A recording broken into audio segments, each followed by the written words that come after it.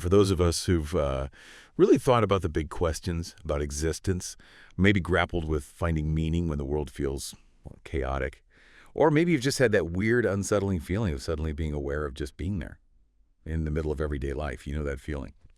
Well, today we're taking a deep dive right into that sensation. We're going to be exploring some really rich and complex stuff, key bits from Jean-Paul Sartre's huge novel, Nausea, and also looking at an introduction to existentialism itself.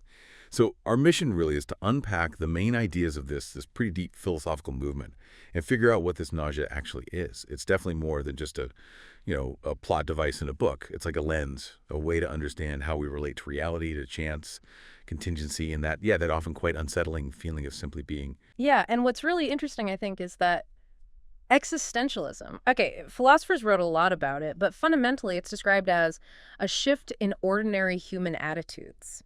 It's this thing people kind of invent on their own almost when they're responding to the emergency of life in a modern world. Right. Which means when you read someone like Sartre, it can feel uncannily like you're reading your own private thoughts, page after page. It resonates. That's a really powerful way to put it. So it's not some abstract theory stuck in a university. Mm-hmm. And if you look at the history, existentialism kind of popped up as a reaction against pure rationalism, right? Mm-hmm. Especially Hegel's idea of cosmic rationalism. Check out that. This attempt to make everything fit into neat ideal reason. Mm-hmm. The existentialists are sort of saying, hang on a second.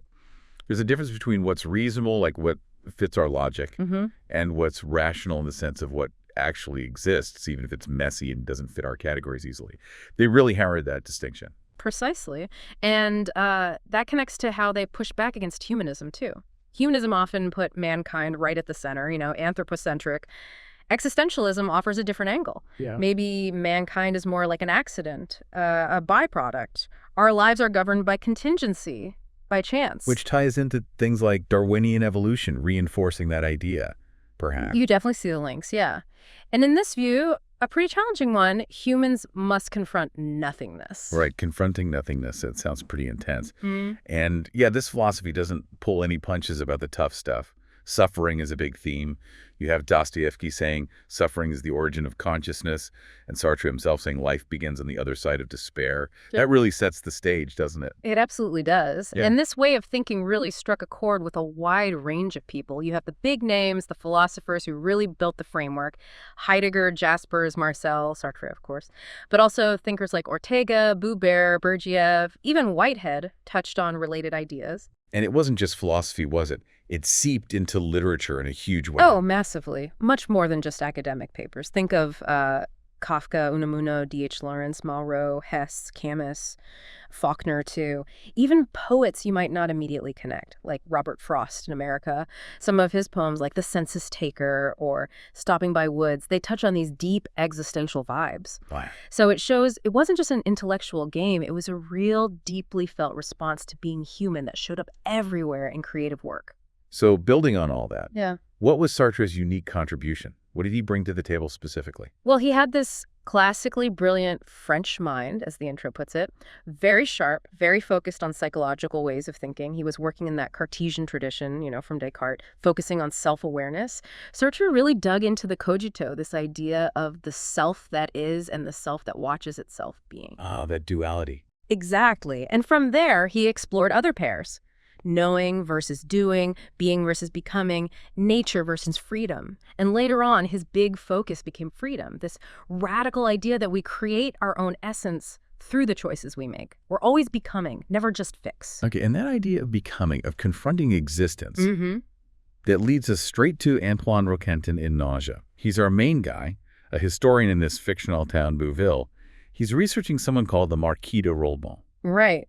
And Yeah. he decides to keep a diary, not about big events, but just daily things, small happenings, because he's trying to understand this strange change he starts noticing in ordinary objects. It starts subtly, doesn't it? Like these odd feelings he gets about a single cardboard box holding his ink bottle. At first, he just tries to brush it off, thinking maybe he's going a bit mad, Mhm. But then it sinks in, this chilling thought. Something has happened to me. It's not just a mood swing. It's a real shift in how he sees everything. And then comes that moment, the paper incident, he calls it. It's a real turning point. Roquentin tries to pick up a piece of paper off the ground, and he just can't do it. He feels like he's no longer free. Wow. And this triggers this terrifying realization. Objects touch me. It is unbearable. It's like they're alive, like living beasts. That usual distance we feel from things, it just collapses for him. And the way he describes how it feels physically, psychologically, is so vivid. His head feels pliable and elastic, like he could just fall off. Yeah. His eyes move, but his head feels stuck. And he gets this growing sense of dread, realizing the nausea is not inside me. I feel it out there. In the wall, in the suspenders, everywhere around me. Yeah. It's not just a feeling in him. It's like the world itself is nauseating. It's external, surrounding him. So as he gets deeper into this nausea, the things that usually give life meaning start to crumble for him, or like his historical research. Absolutely. His big project on the Marquis de Rolbon, it starts to feel like just a work of pure imagination. He hits this wall where he feels nothing can ever be proved. The whole idea of history as this solid, reliable story just falls apart for him. It's gone, dead, crumbled to dust. Yeah, he even says the Marquis died for the second time, meaning the idea of the Marquis died in his mind. So it really shows how these big frameworks we rely on, like history, just don't hold up when you're faced with this raw existence. They don't offer any real comfort. And it's not just history. He looks back at his past travels, London, Meknes, Tokyo, Angkor, all these adventures, but he comes to this pretty bleak conclusion that adventure does not let itself be drawn out. It only makes sense when dead. Like, you can only understand it looking back. Oh, okay. He sees life not as exciting episodes, but just this interminable, monotonous addition. No real beginnings, no real endings. And even exotic places just become the same after 2 weeks. The novelty wears off, the nausea follows. So even chasing thrills doesn't work. And then there's human connection, specifically with Annie, his ex-lover. They used to chase perfect moments together, these really artificial, highly stylized experiences they created to try and inject meaning into things. Right. There's that incredible example. She sits on nettles while they're kissing. Yeah, deliberately numbing herself to the pain because for her, the kiss was much more important. It's this intense effort to force meaning onto an experience, to make it perfect despite reality. And even that forced perfection, it doesn't last, does it? No, they both become disillusioned. Annie eventually admits there are no more perfect moments. She says things like hate or love or death. They don't make life special. They're just a piece of dough that gets longer and longer, just existence stretching out. Oof, that's grim. It is. She basically says she's just outliving herself, that she's being kept. It's a really stark, empty feeling she describes. And then there's the self-taught man in the library. He represents a different path, right? Yeah. Humanism. Exactly. He's this sort of provincial humanist, believes deeply in humanity.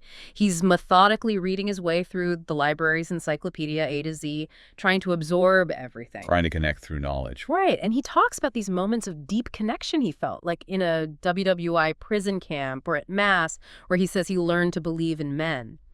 He has this very sincere, if maybe naive, love for humanity. But Roquentin sees things differently. He observes him with this coldness almost. Yeah, Roquentin contrasts the self-taught man's barbaric love, as he sees it, with his own growing dread. He comes to see humanism itself as a kind of trap, something that just papers over the harsh realities, the violence and excesses, digests it all into this bland, white, frothy lymph, smooths everything out, denies the nausea. And the story with the self-taught man ends so harshly, too, with his public humiliation in the library. It does. He's caught doing something society deems scandalous, though it seems innocent enough in context, and he's basically cast out, forced into solitude. It's like a brutal rejection of that whole humanist ideal. Even trying to love humanity doesn't save you from the randomness, the contingency of things. And that brings us right to the core, the absolute peak of Roquentin's experience, the revelation he has under the chestnut tree in the park.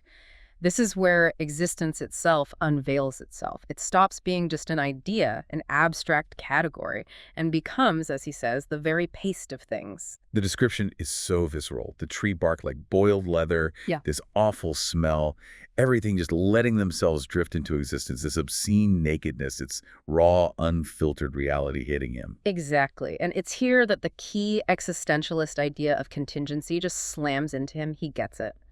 One cannot define existence as necessity. To exist is simply to be there. You can't deduce it. You can't explain why things exist. They just do. They just are. It's an absolute, consequently, the perfect free gift. It has no reason, no justification outside itself. That's quite a thought to wrestle with. If existence is just this free gift with no inherent reason, then everything including us, is sort of in the way. Superfluous. Yeah. Embarrassing, almost. No fundamental reason to exist. And Roquentin feels it himself, doesn't he? Yeah. Even my death would have been in the way. Right. It completely demolishes those rights people invent for themselves, those ways we try to justify our existence, to hide that fundamental superfluousness. I think many people have felt a flicker of that, maybe standing in a crowd or alone somewhere and suddenly thinking, why am I here? What's the point of me being? But it's not all despair. Right when he's at this lowest point, this deepest nausea, there's a shift. A glimmer of hope appears, and it comes through art. Yeah. He's in a cafe, and he hears this jazz song, Some of These Days. Ah, the song. And just for a moment, the nausea lifts. The music, he describes it as having this metallic transparency. It feels like it can crush our miserable time. That feels like such a critical moment. What's the insight he gains there? It's this realization that, okay, the record is scratched, the singer might be dead, but the melody stays the same, young and firm, like a pitiless witness. This melody exists beyond the messy, contingent world. It has nothing superfluous. It has a kind of rigor, an order, a necessity that transcends his own physical existence, the sweet, sugary water of my flesh. So the art itself has a kind of permanence, a structure that everyday existence lacks. Exactly. And this gives him an idea, a tentative one, but still a potential way out of the nausea. He thinks about creating something himself, a book. But not like his history book project. No, definitely not. History deals with what has existed, and as he thinks, an existent can never justify the existence of another existent. You can't find justification in the past that way. Instead, he imagines writing a story, something that could never happen, an adventure, something different. Something created, not just recorded. Yes, it would need to be beautiful and hard as steel, and his aim for it is quite stark. He wants it to make people ashamed of their existence. Wow, that's ambitious. But what does he hope it will do for him? Personally, he hopes this act of creation might shed some clarity on his own past, allow him to remember my life without repugnance. To maybe accept myself in the past, find some way to make peace with his own contingent existence through making something necessary. That seems to be the hope, yes. It's about finding a kind of personal redemption, maybe justification, through the act of creation. And he sees the creators of the jazz song, the Jew and the Negress, as having achieved this already. He does. He thinks of them as saved, somehow washed of the sin of existing. They're like heroes of a novel. They represent this possibility that through creating something structured, beautiful, necessary like the melody, you can perhaps justify your own messy, contingent existence. So, to sort of wrap it up, Roquentin's journey takes him deep into this nausea, this confrontation with raw, pointless-seeming existence. He systematically rejects all the usual comforts history, adventure, even love and humanism find themselves wanting. Right. They all fail him. And he lands, finally, on this fragile, maybe tentative, but still significant hope, artistic creation. It's presented as a potential way to transcend that sin of existing, to maybe carve out a reason for being here after all. Which really leaves us, and you listening, with a pretty big question, doesn't it? If our existence is fundamentally contingent, if we're all, in Sartre's sense, sort of superfluous, how do we go about creating meaning or purpose, or even just that feeling of having a right to exist? Yeah, what's our version of that adventure or that melody? How do we try to transcend that sometimes overwhelming reality of just being? How can we, maybe like Roquentin hopes to, find a way to justify our own existence, even if, as he says, just a little? Something to think about.